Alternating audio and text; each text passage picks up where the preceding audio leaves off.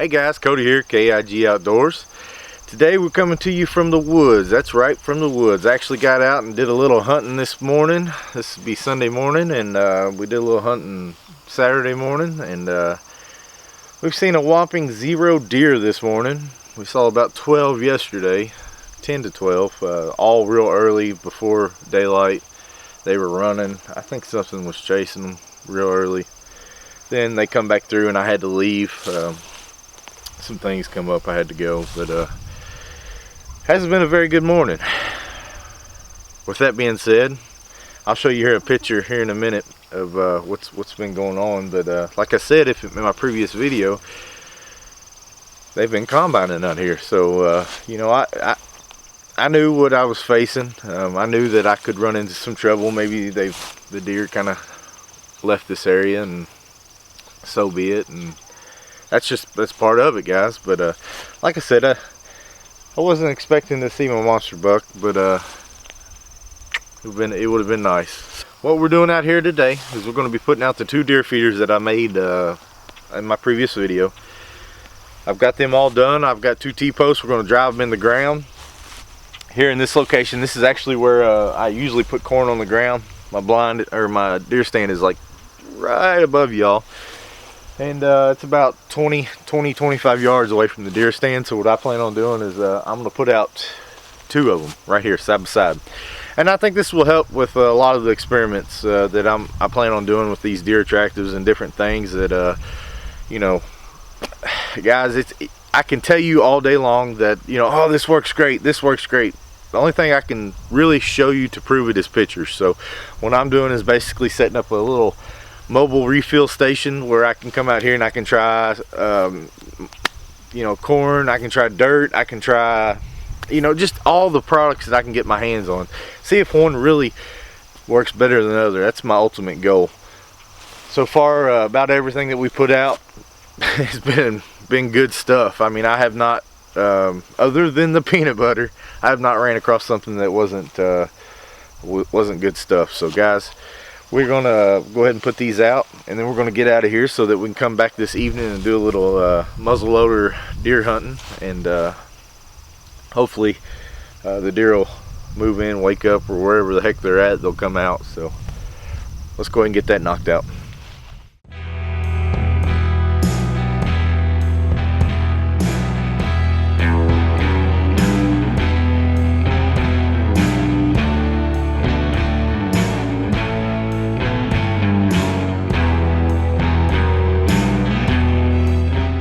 Alright guys, so we got both feeders up, and that was a challenge on its own. I actually left one of my clamps at home, and I had to improvise, but it was it'll be a good demonstration on how you can use whatever you've got to put these up.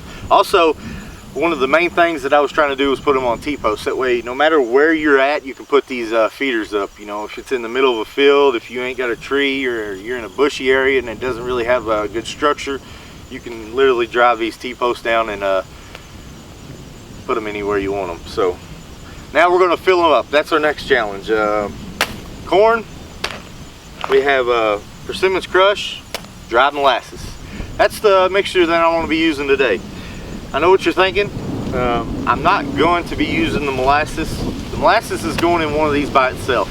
This is a little experiment that I want to do, and the reason I want to do it is because this 50-pound bag, my wife works at a feed store. You can pick this 50-pound bag up for $15. Now, if it works, man, this will be a great bang for your buck. But I can't do a bang for your buck if I don't know it works.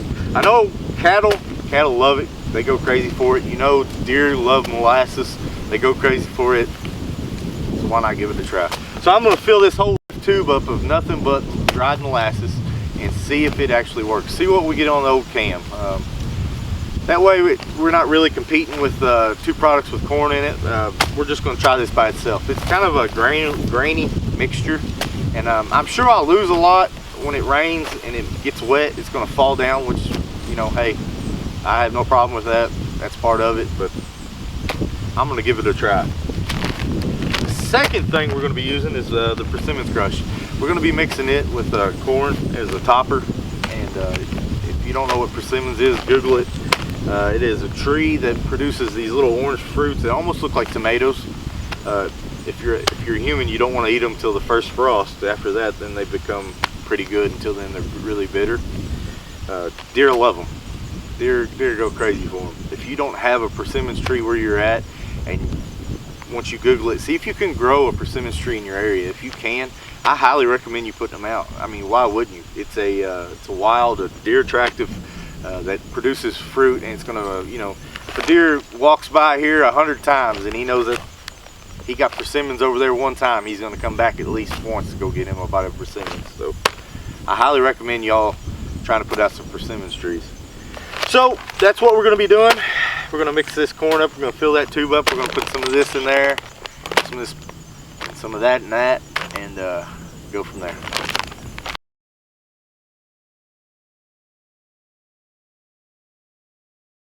All right, guys, got the persimmons corn mix inside there. We're gonna go ahead and flip this bad boy over and put it on the stand, on the feeder.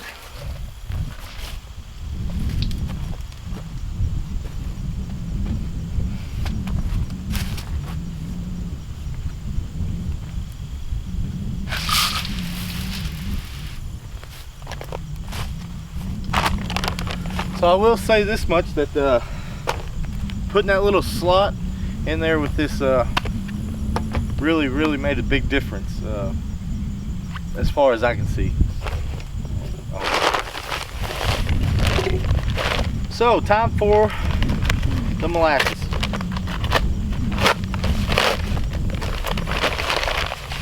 It's a real fine grainy kind of mix. I think it'll do good. I don't see why it wouldn't.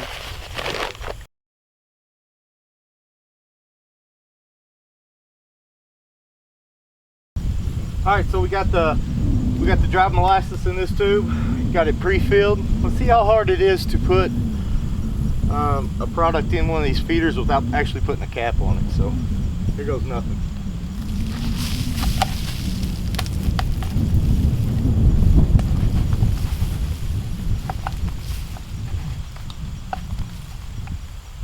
Well, not too bad. Not too bad. All right, guys, that wraps the video up. We're gonna ease out of here. It's getting about 12 o'clock. We'll try to ease out of here for a couple hours, coming back about 3:30, 4 o'clock. Hopefully we get some movement, because earlier we didn't have any. But guys, that's all I've got. If you're new to the channel, hit that like button, hit that subscribe button. Don't forget to turn that little bell notification on. And guys, we'll see you on the next video. Guys, I was on my way out, and I wanted to stop and talk to y'all about this. I know the wind's blowing real hard, and hopefully this mic is not picking up the wind too bad. But when I say the results of the pecan pie may be altered, or may not be as good as I'd like, and don't take that into consideration, what I mean by is I literally was driving out, and there's just huge corn piles everywhere. And that's not a bad thing. It's really not. What it is you know, they've unloaded the combine into the semi, or had a wagon with a gate open or something. They just spilt a little bit, and there's about 10-12 spots up here that's just full of corn. And yeah, that may hurt the results a little bit, but I'm not mad at all. I am not mad at all, because man, we're gonna have deer for miles around up here eating this corn, and I hope I'm here when they come in. So I'm gonna go get me a shovel and a bag, and I'm gonna get me some corn. So guys, I made it 30 foot and had to stop again. If you look behind me, the corn pile is right there, and within about 30 foot, maybe 40 foot, you got beans. So guys, this is gonna be hard for any kind of product review in the upcoming week or two. So we'll take that in consideration, and I'll make sure that I note I don't want anybody to feel like I haven't gave the deer attractants a fair try. So seeing this, we're probably gonna lay off trying different things for a little while and see if we can't get us a big buck with all this rain on the ground. So guys, we'll catch you later.